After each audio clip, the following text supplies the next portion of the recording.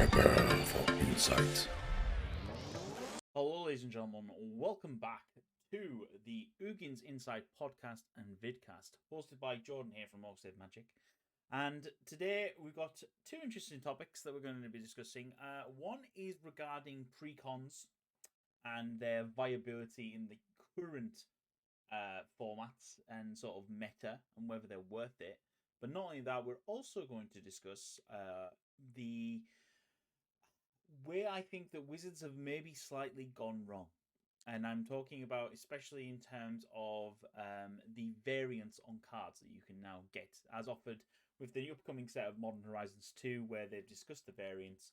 And I want to give an opinion of myself and what I feel is we've maybe strayed from a bit from the path of what we want.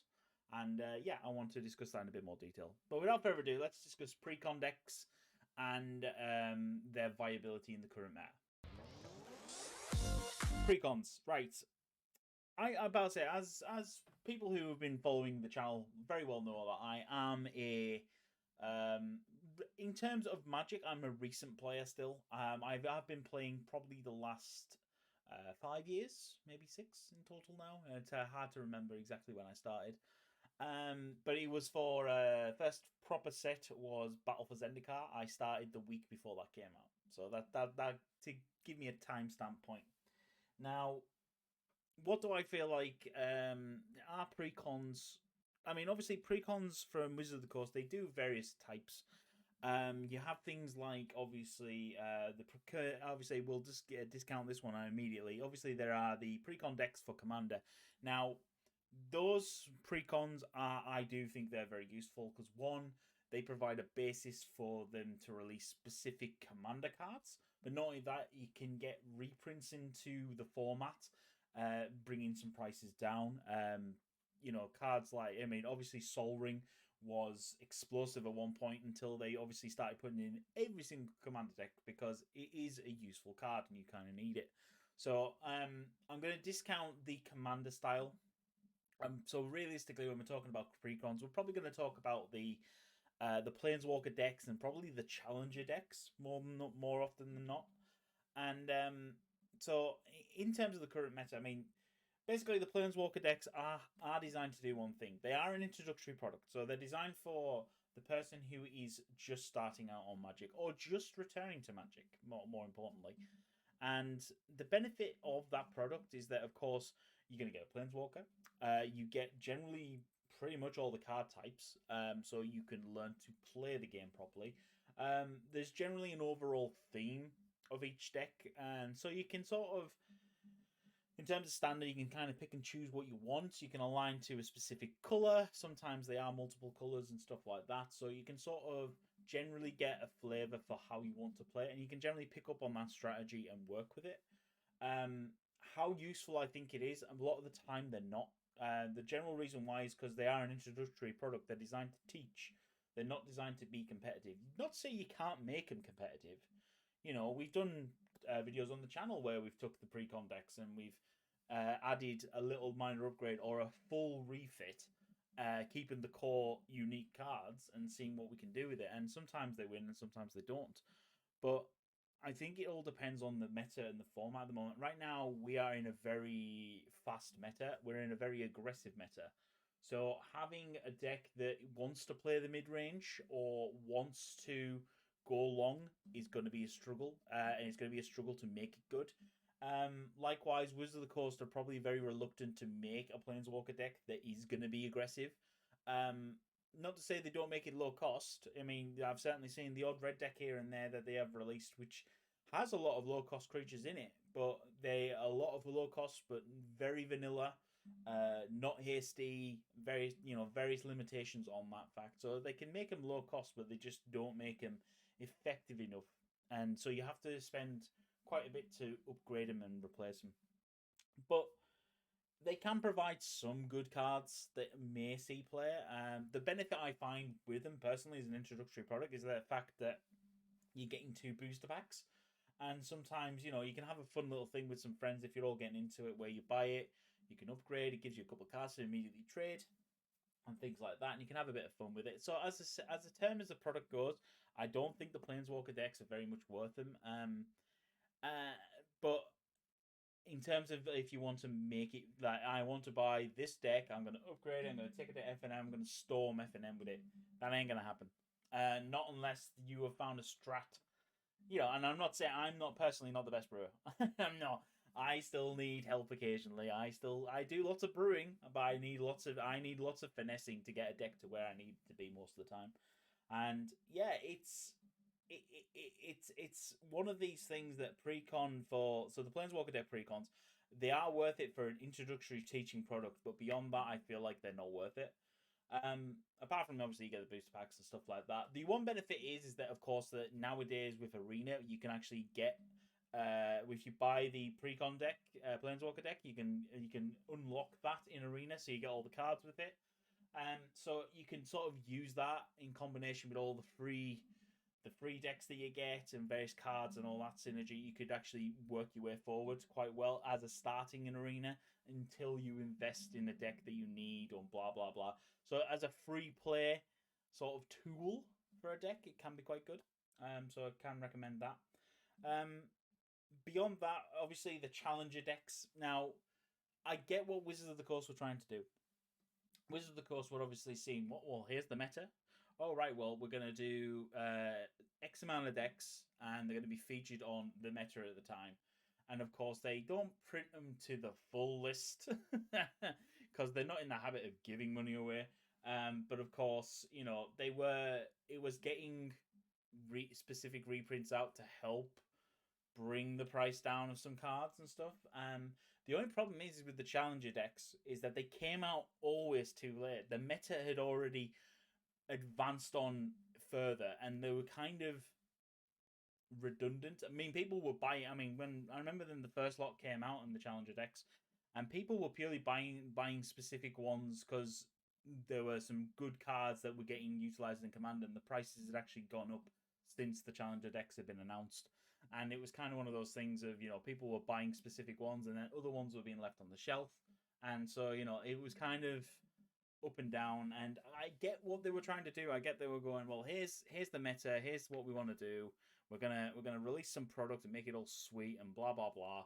But it kind of failed at the first hurdle, which is really bad.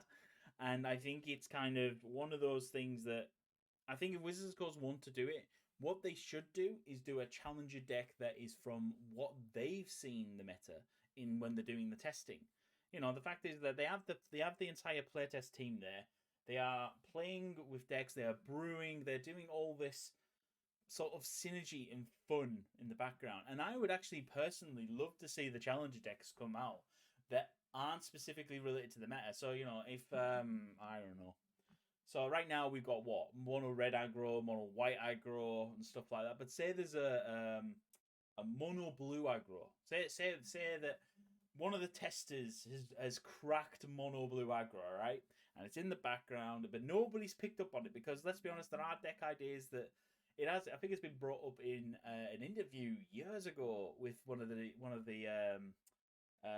developers, and he said, "Oh, was there a deck that was tested that never saw Pro Tour play because nobody ever picked up on it?" And he said, "Oh yeah, it happens all the time." So I'd be interested to see a challenger series of, "Oh yes, here's the mono blue aggro," and everyone would go, "There can't be mono blue aggro. There's no way. There's no way there's mono blue aggro," and everyone would look at the list and go, "Oh." Oh, okay. Oh, maybe. Or maybe they don't even release the list until the product's available. That way people can't immediately try and change the meta. It would be interesting to see. And yeah, I think the challenger decks are good as a product, but they need refining. And as I say, I would like to see the hidden challenger decks. You know, the stuff that most people haven't worked out or brewed and stuff like that. And it'd be good to see those being released. And people go, really? Hang on, what? No, that can't work. You know, I'd love to see that personally. So that would be really cool. Beyond that, I mean, there's just so much stuff that can go on with sort of Precon stuff. I mean, obviously we used to have the dual decks. Again, those were an introductory / teaching exercise, but they were quite good at getting reprints out. Let's be honest. But yeah, those are probably all the main Precons that we're talking about. So I mean, this discussion entirely came around because recently a friend is building up on a precon. And I kind of thought about it of, well, actually, how useful is it? Obviously, they're doing a commander one, so that's the reason why I wanted to take the commander stuff out, because the commander ones are designed to be bought and tinkered with. You know, about to say, I have the I had oh god, which one did I have? I had loads of them, and I bought loads of them throughout the years, and I kind of get them, tinker with them, pull them apart, distribute the cards out into other decks and stuff like that. So the Commander Precons are very unique in the sense that you can buy them, you can do what you want with them. You either keep the theme of the deck, or you can. Sometimes you have the one lieutenant that's slightly different in the deck, and you go, actually, no, this guy is going to work really well in this deck. So you end up brewing around that. So sort of the Commander Precons need to be taken out of this context, in my opinion. But yeah. So all in all, I would, I think Wizards of the Coast are doing well with their Precon game, but I would be interested to see what else we could do, and I would like to see them do a bit more variety. In fact, if they could maybe release stuff and not release lists. I mean, obviously the Planeswalker Decks is fine, but I think if the Challenger decks, I'd like to see the hidden challenges, the stuff that's not been spotted by us all as Magic players who are trying to. I don't want to say solve the format, because we're all brewing, we're all having fun with it, and that's what we're trying to do at the end of the day. But yeah, so I'd be interested in that sort of product if they were to release it. But if they did, I'd like them to do the way they did Iconic Masters. When they were doing Iconic Masters, it was key secrecy the entire time until there was the GP. They were going to feature it. Oh no, it was a GP. It was a convention, and people went to it and bought tickets, and we were getting piecemeals of, oh my god, mana drains in the set, and this and this and that, and it was really exciting because everybody was speculating, but at the same time, it was really cool, and I'd love to have that of, oh yeah, well, we're going to release the product, and we will be announcing the full lists the day after, sort of thing, and that would be cool, sort of thing, to see all that, and that way people could go out and buy it and go, oh my god, it's got this in, it's got that in. I need to play this on Arena. Let's see how it plays. Blah blah blah blah. I'm going to play it at F&M and have fun and blah blah. That would be interesting to see. So without further ado, we're going to move on to our second topic, which is variants. Well, card variants essentially. Which obviously we're talking about this because there's been an article put up about Modern Horizons 2. So without further ado, let's get to that one. Where are we going to begin with this? This is probably going to be an unpopular opinion. I have a feeling it will be. It's kind of not what I'm intending to do. I'm not intending to stir drama, rock the boat, or anything like that. But this is kind of the last couple of sets. I feel like we've kind of lost our way a little bit. Now, what do I mean by that? Basically, obviously, because I'm relatively new, and I remember when the Kaladesh block, well, it wasn't Kaladesh block, it was Battle for Zendikar block, when they announced the Zendikar expeditions, the expedition lands, and yes, it was good. It was fantastic. It was awesome. It was great to see a set where you could have a potential to open a card like that, and it was cool because it kind of did what Pokemon do. And I think Yu-Gi-Oh do something similar as well. I'm sure people can enlighten me in the comment section. But I know that Pokemon do this, where of course you have like a special like a GX card and stuff like that, and it's holographic like our foil system and stuff like that, and it's cool, it's good, and it's kind of a chase, but the percentages of getting one is slim to none, and yeah, I think in terms of having that, a set having a variant like that is cool, and it's good and it's awesome, and you can get things that aren't normally of that variety and stuff like that, and it looks really cool and flashy and showy and stuff like that. And to be fair, the expedition lands did very well. Kaladesh came around and they did an artifact. That again, very popular, very well. There were lots of chase cards in that in the artifact section, especially for commander pieces, because commander's all about showing off the bling bling. I'm sure Editing Jordan has come to the party while showing off lots of cards while I'm I'm talking away. But beyond that, when we started getting down to, I mean, obviously, Amonkhet did its thing. the what are they called? The archaeological ones. It was interesting. Yeah, everyone complained saying they felt like they were playing Yu-Gi-Oh, and I can agree with that to a certain extent. The fact that they were hard to read was kind of a bit of a fail, and of course they said that they weren't going to do any more. And then we started getting obviously extended art, full artwork, and stuff like that. And to be fair, I agree with it. I don't mind it. I think it's okay to have those sort of cards, but obviously they've then gone a bit of a step further. Obviously, with Strixhaven, we had obviously alternate arts, which again is fine. Sure, yeah, if that's going to be your chase card, that's okay. But then you have, so you could have the normal arts, the extended art, or a full art, depending on what type the card is. And then not only that, you could then have the alternate art, and it was kind of like we're kind of getting a bit too many now. I understand that Wizards, go, ooh, let's have this and try this out, and it works out for certain things. And then, of course, they've announced Modern Horizons, and of course they're doing the same thing. They're going, sweet, we're going to do alternate arts, we're going to do extended arts, full arts, blah blah blah.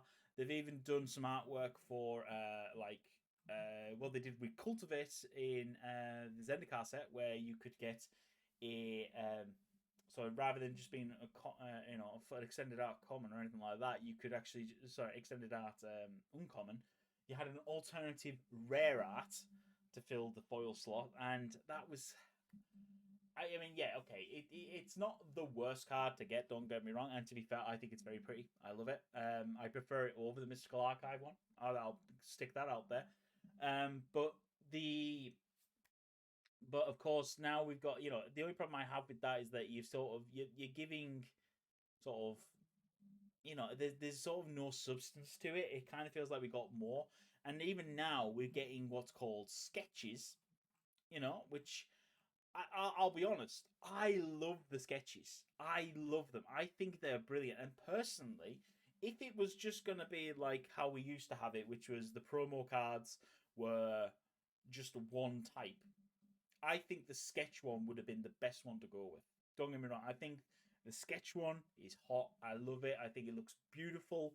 I just love the sort of styling of it and everything else. And they just recently showed the Dakon Shadow Slayer Planeswalker, who has a normal art and a sketch art. And quite frankly, I don't know why you would want the normal art.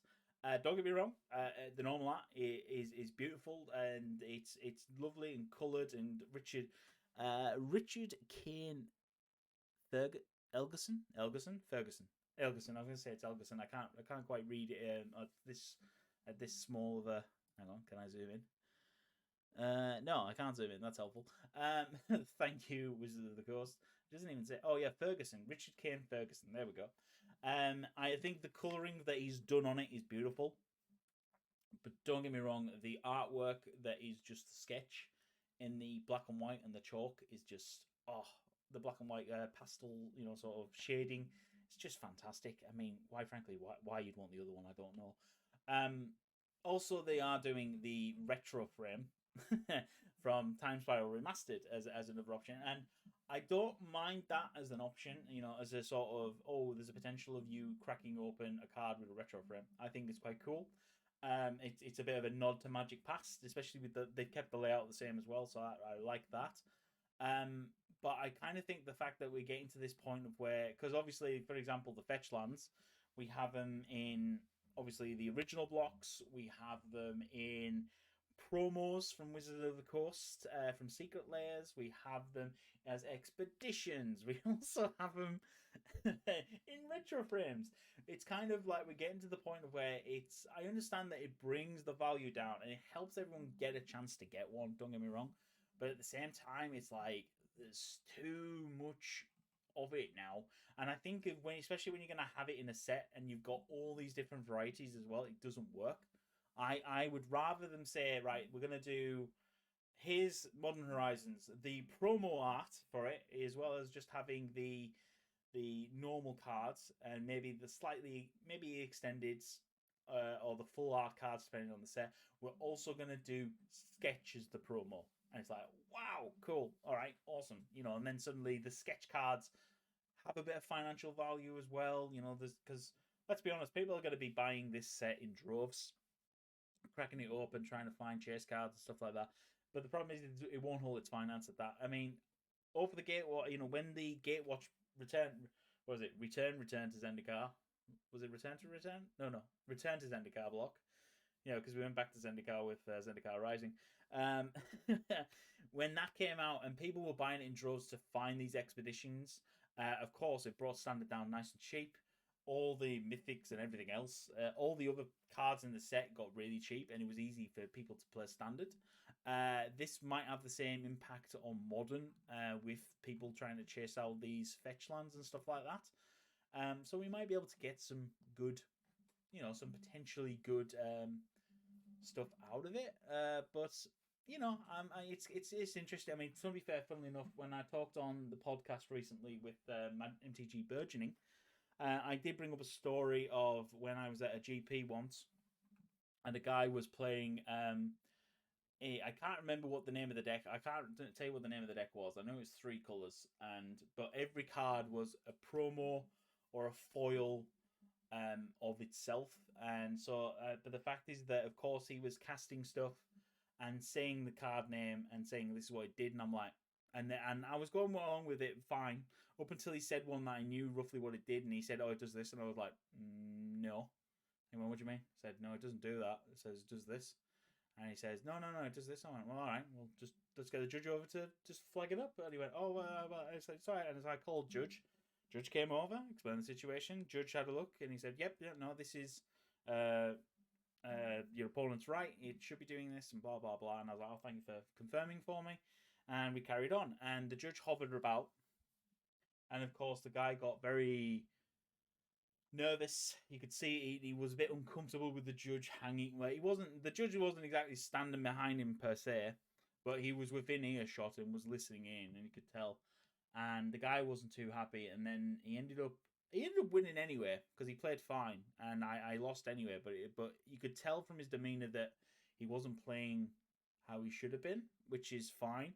And so obviously I feel like he was using it to his advantage, that he was playing cards in other languages and promo arts and stuff like that, so people wouldn't immediately recognize, oh, it's X card, oh, it's this, it's that, and blah blah blah. I mean, that's obviously on me, but we have formats that are so vast now. Modern is a very big format. Commander's a big format and stuff like that. And if you're doing that as a shady practice, I mean, it's more telling of you than anything. But no, but everyone looks for an advantage. I mean, I occasionally play decks and I do mismatch lands all the way, with some white borders, some not white borders, and it's infuriating to some people. And I agree, it's a little advantage, but I don't care. I do it for fun. I'm not doing it deliberately to make an opponent tilt out or anything like that. It's funny when I do it in Commander that there'll always be one player that tells that, "Jordan, just because you've done this, you are going to die first because you are infuriating me with it." It's like, it's fine. It's good fun. We have a lot of fun with it. But obviously, I felt like he was deliberately using it as an advantage in a competitive situation. Obviously, he did win the game, and I don't care. We went on, and I ended up doing. I think I got some good prizes out of that. It wasn't. I don't think it was the main event. It was something else. I think it was just one of the little side events. But yeah, it was good fun. So yeah. So personally, I think that Wizards have gone a bit too far. I think they've gone a bit too far of, let's give them all the alternative arts and styles that we can in a set. And I kind of understand why they're doing it, don't get me wrong. I mean, things like, obviously, like Strixhaven had the Mystical Archive cards. And now, the way I like that is that, of course, it was, you're going to get... It was very much treated like the way the expeditions and the masterpieces were, which was, right, if you're going to sit down and draft and you open up a masterpiece, you can use it in that draft, but it's not legal, obviously, in standard. And it was cool. And same thing happened with the Mystical Archives. You know, if it's not in standard, it's not legal. Great, fine. You know, but you get some cool artwork out there, and there's a bit of chase cards, and it's good fun, and it's very exciting to open. And that's what people like, you know, especially from a channel that does unboxings. You know, when I'm opening stuff and I'm like, oh, what have we got? Boom! And it's suddenly, you know, you get that adrenaline rush of, yes, this is the chase card. I got it when we did unboxing and I opened Demonic Tutor. You know, I felt really good. It wasn't the Japanese alternative foil art that I wanted, but, you know, but I'll take what I'm given. The fact that, you know, at the time, I think it was $60 card, you know, I'm very happy with it. So, yeah. Yeah, so that's pretty much my thought and ideas. I would actually be interested to hear people's thoughts and ideas on this. I've got a feeling that I'm maybe not the only one who thinks that we've kind of gone a bit overboard with variants of cards, and I would be very interested to hear from everyone. You can either reach out to me via the Twitter, you could even comment on the vidcast on YouTube, you can even comment on the Podbean. But yeah, let me know what you think, and then get back to me, and that'll be cool. Anyway, we're going to close off the show right there. As I said, we are featuring on YouTube, but also featuring on Podbean.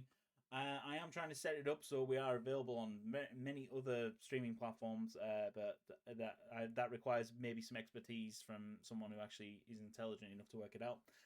So thank you very much for joining me. I've been your host, Jordan, here from Oxhead Magic. Signing off, stay safe, and goodbye.